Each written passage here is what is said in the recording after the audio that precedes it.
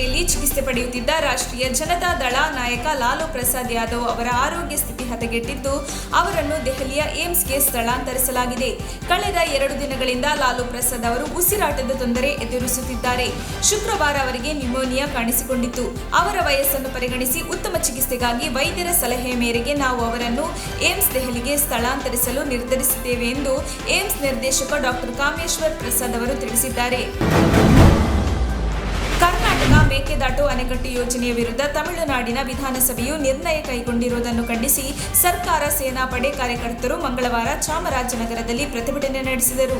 ಶ್ರೀರಾಮೇಶ್ವರ ಉದ್ಯಾನದ ಆವರಣದಿಂದ ಭುವನೇಶ್ವರಿ ವೃತ್ತದವರೆಗೆ ಮೆರವಣಿಗೆ ನಡೆಸಿದ ಪ್ರತಿಭಟನಾಕಾರರು ವೃತ್ತದಲ್ಲಿ ಪ್ರತಿಭಟನೆ ನಡೆಸಿದರು. ತಮಿಳುನಾಡು ಮುಖ್ಯಮಂತ್ರಿ ಸ್ಟಾಲಿನ್ ಭಾವಚಿತ್ರ ಸುಟ್ಟು ಆಕ್ರೋಶ ವ್ಯಕ್ತಪಡಿಸಿದರು. ಯಾದಗಿರಿ ಜಿಲ್ಲೆಯ ಕೆಂಬಾವಿ ಪಟ್ಟಣದ ಸರ್ಕಾರಿ ಪದವಿ ಕಾಲೇಜಿನಲ್ಲಿ ಹಿಜಾಬ್ ಧರಿಸಿ ಬಂದಿದ್ದ ವಿದ್ಯಾರ್ಥಿನಿಯರಿಗೆ ಪರೀಕ್ಷೆ ಬರೆಯಲು ಅವಕಾಶ ನೀಡಿ 1 ಗಂಟೆಯ ಬಳಿಕ ಪ್ರಶ್ನೆ ಪತ್ರಿಕೆ ಮರಳಿ ಪಡೆದು ಪರೀಕ್ಷೆ ಬರೆಯಲು ನಿರಾಕರಿಸಿದ ಘಟನೆ ನಡೆದಿದೆ. ಪದವಿ ಮೊದಲನೇ ಸೆಮಿಸ್ಟರ್ ಪ್ರಾಯೋಗಿಕ ಪರೀಕ್ಷೆಯಲ್ಲಿ ಈ ಘಟನೆ ನಡೆದಿದೆ. ಕೆಲವರು ವಿದ್ಯಾರ್ಥಿನಿಯರು ಹಿಜಾಬ್ ಧರಿಸಿ ಬಂದಿರುವುದಕ್ಕೆ ಆಕ್ಷೇಪ ವ್ಯಕ್ತಪಡಿಸಿದ ಗದ್ದಲ ಸೃಷ್ಟಿಸಿದ ಹಿನ್ನೆಲೆಯಲ್ಲಿ ವಿದ್ಯಾರ್ಥಿನಿಯರನ್ನು ಪರೀಕ್ಷೆ ಬರೆಸದೆ ವಾಪಸ್ ಕಳುಹಿಸಲಾಗಿದೆ ಎಂದು ತಿಳಿದು ಬಂದಿದೆ. ಕೆಎಸ್ಆರ್ಟಿಸಿ ಬಸ್ ಹಾಗೂ ಕಾರಿನ ನಡುವೆ ಡಿಕ್ಕಿ ಸಂಭವಿಸಿ 5 ಸಾವನ್ನಪ್ಪಿದ ಘಟನೆ ಹಾಸನದ ಬೇಳೂರು ಬಳಿ ನಡೆದಿದೆ. ಬೇಲೂರು ಹೊರವಲಯದ ಕಲ್ಕೆರೆ ಬಳಿ ಈ ದುರಂತ ಸಂಭವಿಸಿದ್ದು ಸರ್ಕಾರಿ ಬಸ್ ಹಾಗೂ ಆಲ್ಟೋ ಕಾರಿನ ನಡುವೆ ಅಪಘಾತವಾಗಿದೆ. ಕಾರಿನಲ್ಲಿದ್ದ 5 ಸಾವನ್ನಪ್ಪಿದ್ದಾರೆ ಎಂದು ತಿಳಿದು ಬಂದಿದೆ. ಕಾಶ್ಮೀರಿ ಫೈಲ್ ಸಿನಿಮಾ ಕೇವಲ ಪ್ರಚಾರಕ್ಕಾಗಿ ಮಾಡಿರುವ ಚಿತ್ರ. ರಾಜ್ಯದಲ್ಲಿ ಈ ಹಿಂದೆ ನಡೆದಿರುವ ಹಿಂಸೆಗಳು ಹಿಂದೂ ಮತ್ತು ಮುಸ್ಲಿಂ ಎನ್ನದೇ ಎಲ್ಲರ ಮೇಲೆ ನಡೆದಿದೆ. ಆ ದುರಂತವನ್ನು ನೆನೆಸಿಕೊಂಡರೆ ಇಂದಿಗೂ ನನ್ನ ಮನಸ್ಸಿಗೆ ನೋವಾಗುತ್ತದೆ. ಆದರೆ ಇದೀಗ ಜನಾಂಗೀಯ ನಿರ್ಮೂಲನೆಯಲ್ಲಿ ಆಸಕ್ತಿ ಹೊಂದಿರುವ ರಾಜಕೀಯ ಪಕ್ಷಗಳು ಇದನ್ನು ರಾಜಕೀಯಕ್ಕೆ ಬಳಸಿಕೊಳ್ಳುತ್ತಿದೆ ಎಂದು ಕಾಶ್ಮೀರದ ಮಾಜಿ ಮುಖ್ಯಮಂತ್ರಿ ಫಾರೂಕ್ ಅಬ್ದುಲ್ಲಾ ಹೇಳಿದ್ದಾರೆ. ನೀರಿನ ರಾಜಕಾರಣ ಮಾಡಿ ಮುಖ್ಯಮಂತ್ರಿಯಾಗುತ್ತೇನೆ ಎನ್ನುವ ಭ್ರಮೆಯಿಂದ ಹೊರಗೆ ಬನ್ನಿ ಎಂದು ಕೆಪಿಸಿಸಿ ಅಧ್ಯಕ್ಷ ಡಿಕೆ ಶಿವಕುಮಾರ್ಗೆ ಬಿಜೆಪಿ ಟಾಂಗ್ ನೀಡಿದೆ.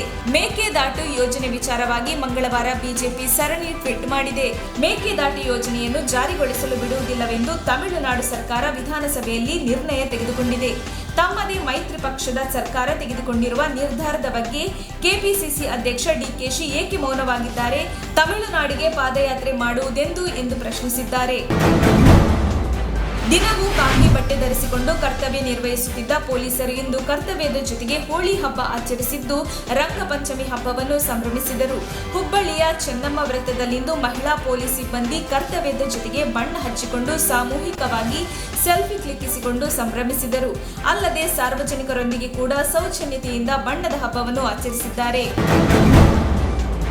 ಪುನೀತ್ಗೆ ಗೌರವ ಡಾಕ್ಟರೇಟ್ ನೀಡಿರುವುದು ನಮ್ಮ ಕುಟುಂಬದ ಜವಾಬ್ದಾರಿಯನ್ನು ಹೆಚ್ಚಿಸಿದೆ.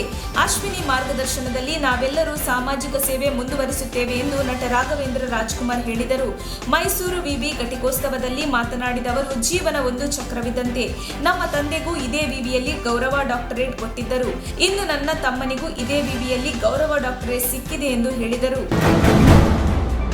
ಥಿಯೇಟರ್ಗಳಿಂದ ಜೇಮ್ಸ್ ಚಿತ್ರ ತೆಗೆಯುವಂತೆ ಒತ್ತಡ ಬರುತ್ತಿದ್ದು, ಈ ಹಿನ್ನೆಲೆಯಲ್ಲಿ ನಿರ್ಮಾಪಕ ಕಿಶೋರ್ ಪತ್ತಿಕೊಂಡ ವಿಪಕ್ಷ ನಾಯಕ ಸಿದ್ದರಾಮಯ್ಯ ಅವರನ್ನು ಭೇಟಿ ಮಾಡಿದ್ದಾರೆ.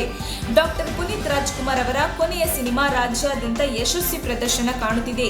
ಈ ನಡುವೆ ಹಿಂದಿ ಚಿತ್ರ ಕಾಶ್ಮೀರಿ ಫೈಲ್ ಚಿತ್ರವನ್ನು ಬಿಡುಗಡೆ ಮಾಡಬೇಕು ಎಂದು ಬಿಜೆಪಿ ಶಾಸಕರು ಥಿಯೇಟರ್ ಮಾಲೀಕರಿಗೆ ಒತ್ತಡ ಹೇರುತ್ತಿದ್ದಾರೆ ಎನ್ನುವ ಆರೋಪ ಕೇಳಿಬಂದಿದೆ. ಗಾಂಧಿ ಕುಟುಂಬವಿಲ್ಲದೆ ಕಾಂಗ್ರೆಸ್ ಪಕ್ಷವೇ ಇಲ್ಲ. ಸೋನಿಯಾ ಗಾಂಧಿ ನಾಯಕತ್ವದ ಬಗ್ಗೆ ನಮ್ಮಲ್ಲಿ ಯಾರೂ ಅಪಸ್ವರ ಎತ್ತಿಲ್ಲ. ಕಷ್ಟ ಕಾಲದಲ್ಲಿ ಕಾಂಗ್ರೆಸ್ ಪಕ್ಷವನ್ನು ನಮ್ಮನ್ನು ಉಳಿಸಿದ್ದೇ ಗಾಂಧಿ ಕುಟುಂಬ ಎಂದು ಕೆಪಿಸಿಸಿ ಅಧ್ಯಕ್ಷ ಡಿಕೆ ಶಿವಕುಮಾರ್ ಹೇಳಿದರು. ಕಾಂಗ್ರೆಸ್ ಪಕ್ಷದಲ್ಲಿ ಸೋನಿಯಾ ಗಾಂಧಿ ನಾಯಕತ್ವ ವಿರೋಧಿಸುತ್ತಿರುವ 23 ನಾಯಕರ ವಿಚಾರವಾಗಿ ಮಾತನಾಡಿದ ಅವರು, no Congress without Gandhi family ಎಂದು ಹೇಳಿದರು.